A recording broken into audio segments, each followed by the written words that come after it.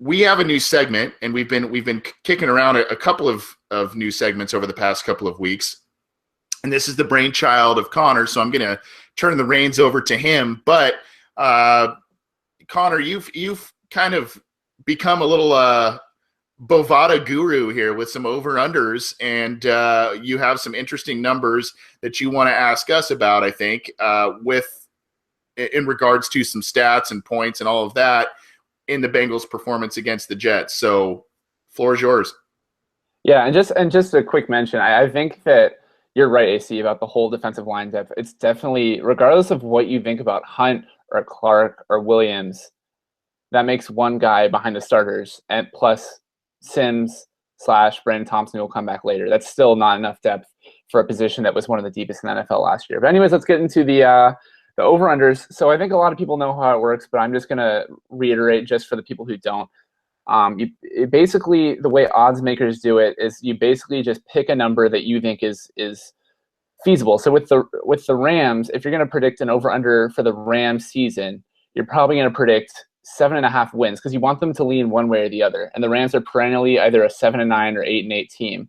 And so you're kind of just trying to set a middle ground where you think, okay, this is probably what he's going to get around, but let's decide, is he going to do better or worse than that? And so heading into the Jets game, I think it's definitely a great way to discuss what we think is going to happen and how effective the team is going to be based on a couple of over and under. Sorry. So, how effective is the run game going to be? Can the receivers step up? How will Andy Dalton look, and how's the defense going to play? So with that being said, I'll kick it over to you guys. Scott, you can go first. Jeremy Hill, 75 total yards, rushing and receiving. Do you think he's going to hit 75, more than 75, or is he going to get cut short of that? I'm going to say under. And the main reason I'm going to say under is I think the Jets only gave up like 80, 84 yards rushing per game last year, which I think was first or second in the NFL.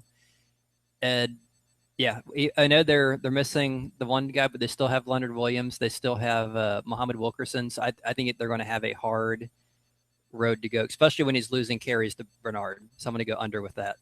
I'm going to agree with Scott, and I'm going to say under as well.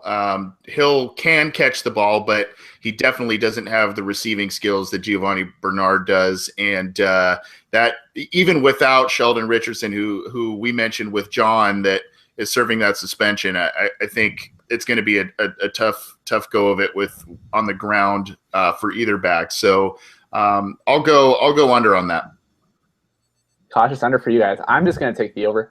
I think Potster. Call me optimistic, man. Call me optimistic, but okay. I think one thing that Jets fans really, from what I've seen, and obviously I'm sure there's some people who are accounting for this, but the loss of Damon Harrison, aka Big Snacks, to the Giants, who was their nose tackle, he was the centerpiece of their run defense.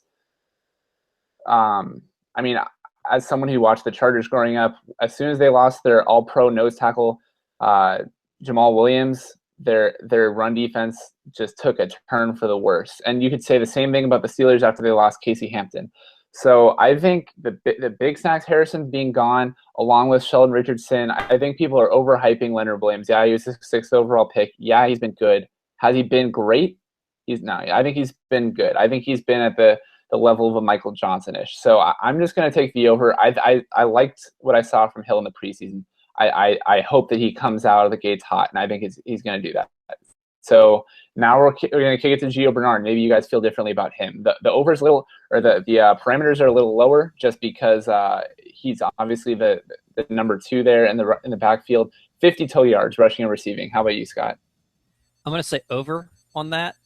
And part of the reason I'm saying that is I'm assuming Green is going to be on Revis Island all day. So I think Dalton's going to be spreading the ball around. And without Jones or Sanu and Eifert, I'm guessing Bernard's probably going to be a big recipient of passing yards this week. I agree, especially with Dalton still getting comfortable with Brandon LaFell and Tyler Boyd in that offense and growing chemistry there.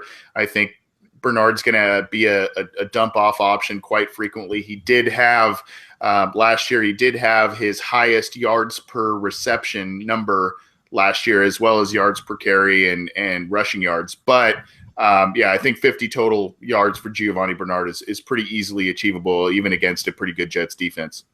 Yeah, I probably should have set the bar higher. I'm definitely also going to take the over, which is going to make it pretty difficult or pretty interesting to see where things pan out. But I agree with you guys. The Jets have pretty decent linebackers, or well, I should say David Harris is okay, but I don't. They have some pretty unproven linebackers. I think that Bernard's going to whiz around them in coverage, and he's probably going to make them look pretty silly on a couple of plays. So now we go to AJ Green, and as you mentioned, Scott, he's going up against Revis Island, and then the cornerback depth, as I think John is his name mentioned, is pretty suspect behind Revis with Buster Screen and a bunch of guys whose names I do not know. So over under for AJ Green, 75 yards. I'm just going to play law of averages and say under, because that works out to be 1,200 yards in a year. So I'm going to say he has some huge games and some games below that. So this is probably one of his toughest matchups, along with Hayden, who he tends to struggle with. So I'm going to go under, just doing math. We gotta stop agreeing here, Scott.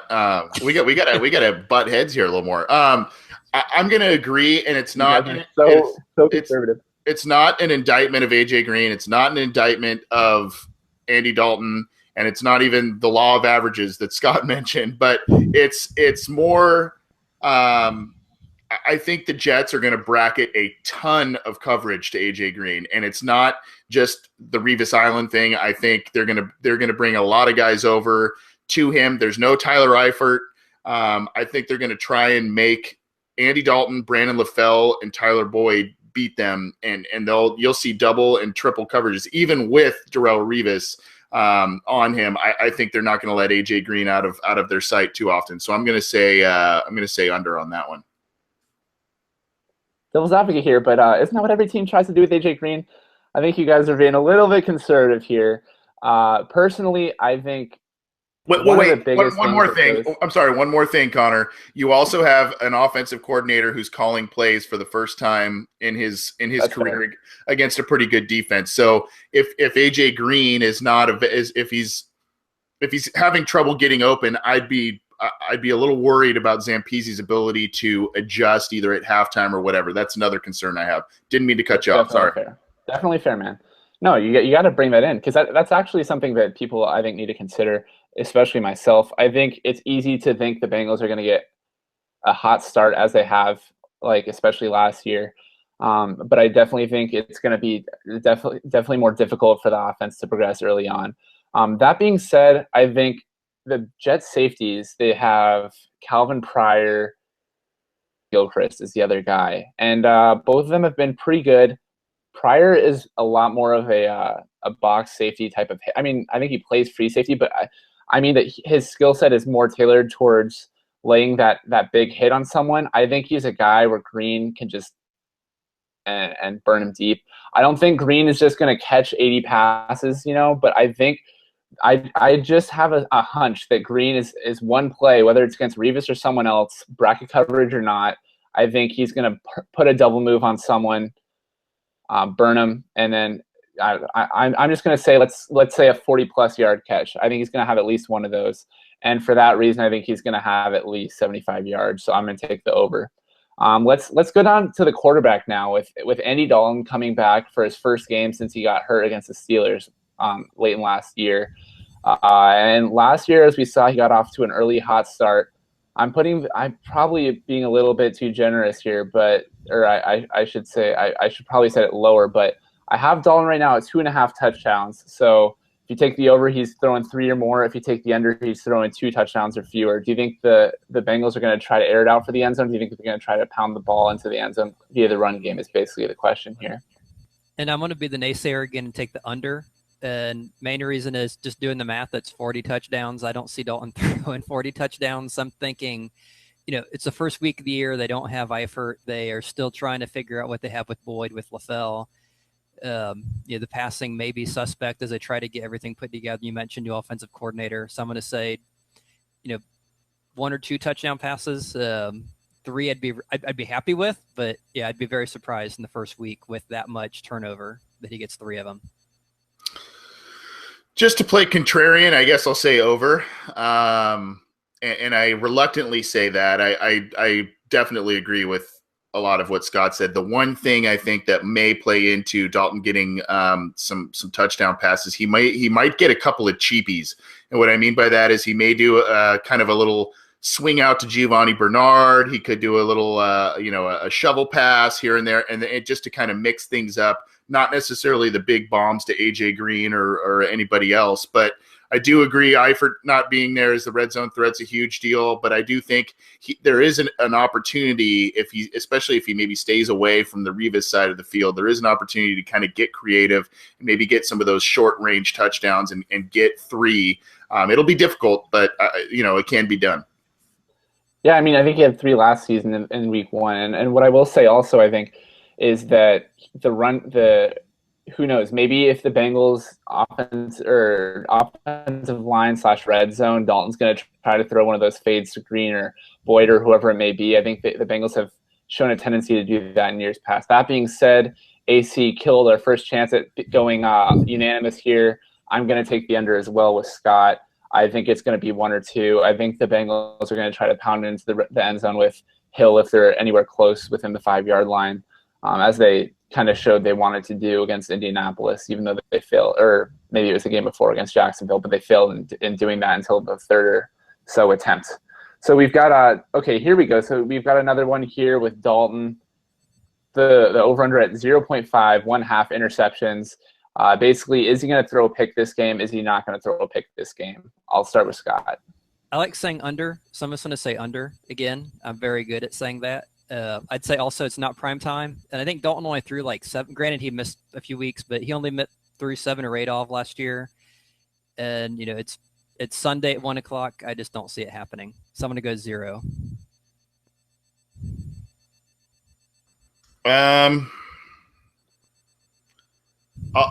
I'll say over. And I think it's 1. If it's at 0.5. I don't think it's the same Andy Dalton who forces the football that we saw through his first couple of years. I mean, I think you saw quite a bit of growth with that, but I just think with the new receivers, they may not be totally on this. I mean, obviously there's a lot of good positive chatter that they're doing well and they're jiving well in practice, but games are a completely different thing, especially against a pretty good defense. And if the Jets defensive line can get pressure on Dalton, he may throw an errant ball and get a turnover. I don't think there's going to be a huge amount, but I do see maybe 1 interception. I'm also going to take the over with AC. I think that one thing that I could just envision happening here is they pound it into the red zone, and Dalton, like I said earlier, tries one of those fades to AJ, kind of gets his confidence going, tries to test Revis or whoever it may be that's guarding Green. I remember the Ravens game last year, and he threw one straight to Jimmy Smith, I believe, that was one of those, oh man, I wish I had that back throws. And that was one of the only picks I saw last year that was really one of those just 2011, 2012 Dalton throws. So yeah, I'm going to take the over as well, AC. So now we're going to head down to the secondary here, and we're going to go with interceptions. And obviously the Bengals are facing Ryan Fitzpatrick. And I think the media kind of overplayed the whole Ryan Fitzpatrick being absent thing. He was there for all of training camp for what it's worth. But that being said, Cincinnati has a secondary that's been among the league leaders in interceptions in the past every year since 2013. I think they've had at least 20 picks on the year. So the over-under here is going to be 1.5 interceptions, 1 or less, or 2 or more pretty much. So I'll start with you, Scott. I think at this point I just have to say under. I think I'm just the under guy. I'm looking at, you lost there. Yeah, you lost Reggie Nelson. He so there's eight interceptions right there. You have the depleted secondary with William Jackson being out. I know Jones has missed some time when he got hurt warming up. So I just don't know I think the secondary is going to be good. I just don't know if it's going to start out as solid as last year. So, and plus with Bernard out too. So I'm just going to say under. I think they get 1. I'd love to see 2 or 3 or 4, but yeah, it's easy to say under. So I'll say under. Yeah, I'll say under as well. I think 1 is reasonable. We got the clean sweep there. Well, I'll go one. I think the reason why is I've mentioned it before on the podcast and vehemently over the written posts I've written, but I think the whole Sean Williams factor is something the Bengals are definitely going to have to consider. And how confident are you in having two deep safeties, and basically how aggressive can you play with your corners, especially going up against the tandem like Brandon Marshall and Eric Decker, and maybe it's a linebacker like Dansby or something who gets a pick. I know that the tight end position is probably going to be pretty weak in New York, so maybe the Bengals have an advantage over there against the linebacker, but it's hard to see the team ending up with multiple picks against a fast-paced offense with Chan Gailey as offensive coordinator and Fitzpatrick as the quarterback when they're slinging those passes left and right pretty quickly. Not a lot of time in the pocket, so we'll take the unanimous under here. On to UAC. All right. Well, that is the over/under segment with Connor Howe. That was fun, buddy. We had a little too much agreement, but I think I should set the under next time at 0, so that Scott has to say over. That's what you got to do, man. Unless it's rushing yards. If it's rushing yards, I still might say under, depending on who we're talking about. It's a fun game and a good segment. That's again the weekly over/unders with Connor Howe. Appreciate you doing that.